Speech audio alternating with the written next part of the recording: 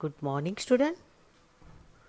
आज हम हिंदी विषय में लेसन नंबर 3 सच्चा हीरा, यह एक प्रस्तुत कहानी में व्यक्ति के साथ साथ उसके कर्म को भी महत्व दिया गया है। अच्छा ज्ञान, अच्छी बातें हैं, लेकिन वह आचरण में नहीं है तो निरर्थक है। इस बात को रोचक तरीके से प्रस्तुत किया गया है। तो विद्यार्थी मित्रों, इस पाठ का हमने आपको एक चित्र के साथ साथ एक वीडियो भी भेजा है, सो आपको इस वीडियो को भी ज़रूर देखना, पढ़ते जाना। ओके, तो देखिए, हम इस पाठ का पठन करते हैं। इस पाठ को आपको ध्यान से सुनना है और मेरे साथ पठन भी करते जाना है। ओके, सच्चा हीरा। हर एक माता पिता को अपने बेटे से प्यार होता है। हर एक माँ के लिए कोई भी बेटा कैसा भी हो, चाहे अनपढ़ हो, पढ़ा लिखा हो या किसी कारणवश बोल नहीं पाता हो, चल नहीं पाता हो, तो हर एक के लिए, यानी कि हर एक माँ के लिए अपना बेटा उसके लिए एक हीरा होता है ना। अपने माँ के लिए बेटा कैसा भी हो, वो कैसा होता है, हीरा होता है। यानी कि अपने बेटे को वो बहुत ही महत्व देती है। तो इसी प्रकार इस प्रस्तुत कहानी में भी यहाँ पर कुछ ऐसी कहानी बताई है कि यहाँ कुछ औरतें हैं जो गांव के बाहर एक कुआं है, वहाँ पानी भरने जाती है। और आपको पता तो है कि स्त्रियों की ऐसी आदत होती है कि कहीं पर भी गई हो अपने बेटे की तारीफ़ ज़रूर करती है, और यदि दूसरा अपने बेटे की तारीफ़ करे तो और भी खुश हो जाती है। तो ऐसे ही हर एक जितनी भी स्त्रियाँ ये पानी भरने के लिए आई हैं, आराम से बैठे हुए कुछ बातें गपशप लगा रही है और सब अपने अपने बेटों की तारीफ़ें कर रही है। तो इस प्रस्तुत कहानी में भी ये बताया गया है कि बेटे की तारीफ़ करना माँ के लिए बहुत ही महत्वपूर्ण है। यानी कि माँ बेटे की तारीफ़ करते कभी थकती नहीं है। लेकिन यदि तारीफ़ करने वाला ये बेटा माँ के बताए हुए नेक रास्ते पर चले तो वो ही सच्चा हीरा कहलाता है। सिर्फ तारीफ़ करने पर ही बेटा सच्चा हीरा नहीं कहलाता। तारीफ़ हम बहुत करते हैं, पर यदि वो बुरी राह पर चल जाता है तो माँ को बहुत दुख होता है। तो सच्चा हीरा कौन कहलाता है कि जो अपने माँ के नेक रास्ते पर चले, माँ के बताए हुए रास्ते पर चले, और माँ जैसे तारीफ़ कर रही है वैसे ही उसमें गुण हो, तो वो ही सच्चा हीरा कहलाता है।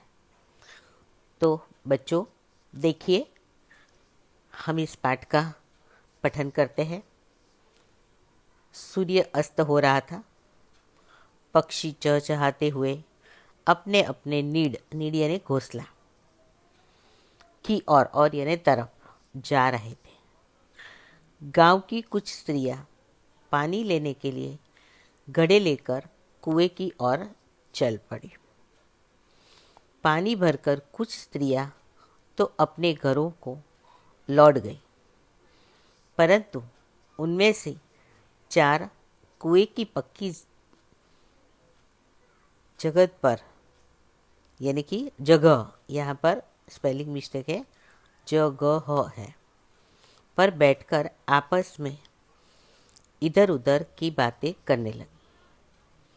बातचीत करते करते बात बेटों पर जा पहुंची।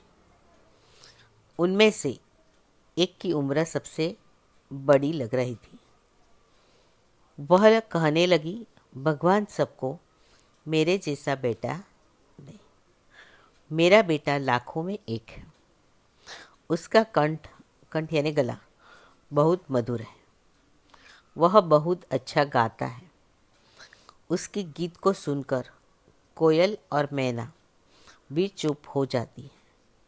लोग बड़े चाव से उसका गीत सुनते हैं। बड़े चाव से यानी लगन से। तो विद्यार्थी मित्रों, ये हमारा जो पहला पैराग्राफ है, इस पैराग्राफ में आपको बताया गया है कि गांव है और इस गांव में, ये गांव है, देखिए इस गांव में कुछ स्त्रियां हैं जो पानी भरने के लिए हर रोज़ इस कुएं की ओर आती है। पर यदि किसी को बहुत कुछ काम होता है तो वो पानी भरकर तुरंत निकल जाती है। लेकिन ये 4 स्त्रियां ऐसी थी जो पानी भरकर वहाँ पर बैठ गई और बैठकर चारों आपस में गपशप लगाने लगी, यानी कि यहाँ वहाँ की बातें करने लगी। अब बातें करते करते चारों स्त्रियां अपने बेटों की तारीफ करने लगी।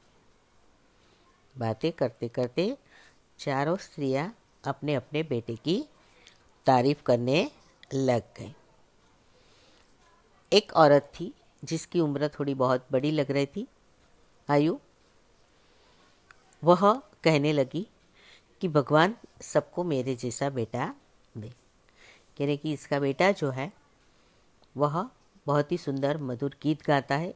उसका गला कोयल और मैना जो है उससे भी बहुत ही सुंदर है, वो गाना गाता है ना।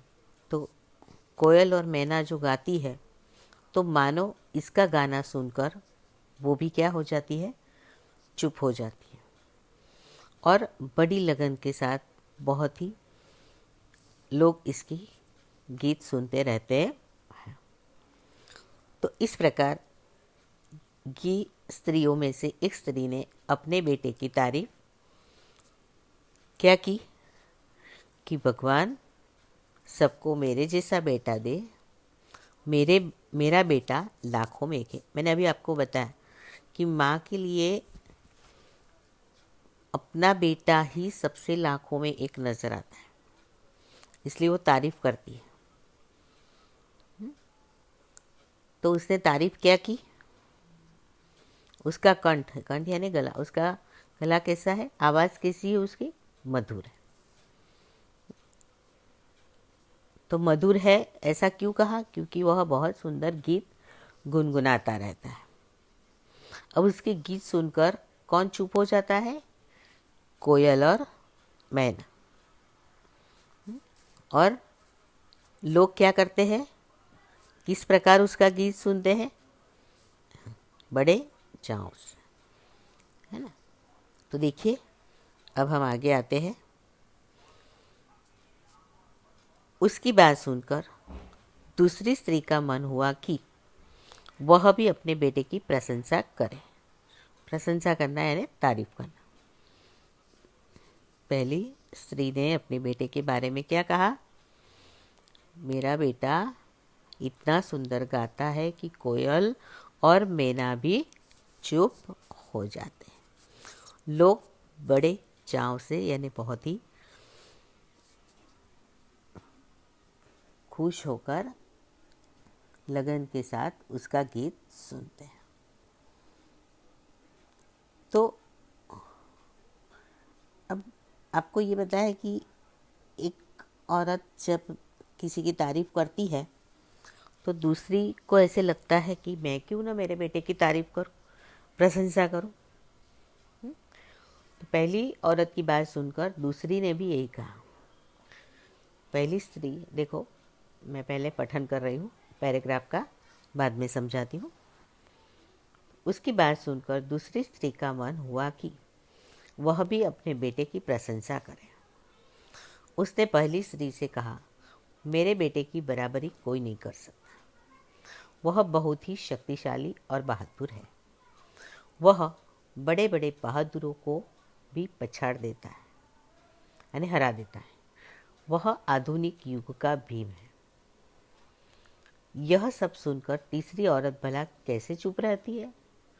वह भी बोल उठी, मेरा बेटा साक्षात बृहस्पति का अवतार है। वह जो कुछ पढ़ता है एकदम याद कर लेता है। ऐसा लगता है मानो उसके कंठ में सरस्वती का निवास हो। तो विद्यार्थी मित्रों, इस प्रकार पहली स्त्री की बात सुनकर दूसरी स्त्री का मन भी यही हुआ कि मैं भी अपने बेटे की प्रशंसा करूं, यानी कि तारीफ करूं। तो पहली स्त्री से उसने कहा, जिसने अपने बेटे की तारीफ क्या की थी, कैसा था वो, है ना, उसके जैसा बेटा और कोई नहीं हो सकता। क्यों? क्योंकि वह बहुत ही सुंदर गाता है, उसका कंठ मधुर है, उसका गीत सुनकर कोयल और मैना भी चुप हो जाती है। अब तो पहली स्त्री से दूसरी स्त्री ने क्या कहा कि मेरे बेटे की बराबरी कोई नहीं कर सकता। क्यों नहीं कर सकता? क्योंकि वह बहुत ही शक्तिशाली, यानी कि ताकतवर है, बहादुर है। वो बड़े बड़े बहादुरों को पछाड़ देता है। यानी कि जैसे महाभारत में भीम शक्तिशाली था और भीम की बराबरी और कोई नहीं कर पाता था, तो उसी प्रकार उसकी बराबरी यहाँ पर दूसरी स्त्री ने किसके साथ की? आधुनिक युग के भीम। वह आधुनिक मतलब अभी का भीम है ना। पहला जो भीम था तो वो कहती है कि मेरा बेटा बहादुर है और किसी को भी वो पछाड़ सकता है। वह आधुनिक युग का भीम है। यह सुनकर तीसरी स्त्री, औरत यानी स्त्री, भला कैसे चुप रहती। उसने भी अपने बेटे की तारीफ करना शुरू कर दी। वो भी कहने लगी कि मेरा बेटा साक्षात बृहस्पति का अवतार है, यानी कि ब्रह्मा का। क्योंकि वह जो कुछ भी पढ़ता है वह उसे याद कर लेता है, तो मानो उसके गले में सरस्वती का निवास। तो विद्यार्थी मित्रों, इस प्रकार हमने आपको लेसन नंबर 3 सच्चा हीरा पेज नंबर 14 पर था, इसका पहला और दूसरे पैराग्राफ का पठन करवाया, थोड़ा बहुत समझाया। यदि नहीं समझ में आया है